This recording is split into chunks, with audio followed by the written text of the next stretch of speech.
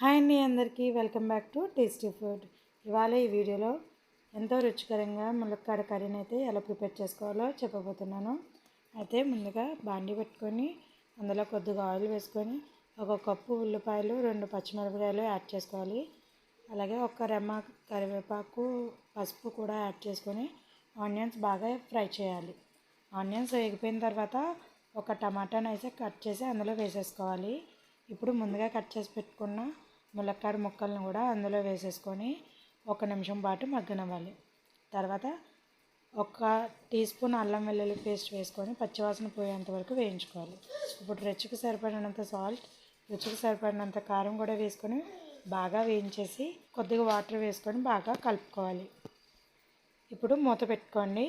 ఇప్పుడు ఈ మూత మీద కొద్దిగా వాటర్ వేస్తున్నాను, ఎందుకంటే కనుక మనకి ములక్కాయలు బాగా కుక్ అవ్వాలన్నా లేదంటే అడిగంటకూడదన్నా ఇలాగ పెట్టుకుంటే చాలా త్వరగా అయిపోతుంది.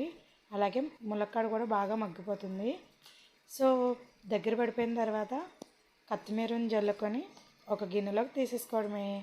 అంతేండి, టేస్టీ ములక్కాడ కర్రీ అయితే రెడీ అయిపోయినట్టే. ఈ టిప్ కనుక మీకు నచ్చినట్లయితే కనుక నాకు ఒక లైక్ చేయండి. నా ఛానల్ని ఇప్పుడే చూడడం అయితే కనుక సబ్స్క్రైబ్ చేసుకోవడం మర్చిపోకండి. Thanks for watching.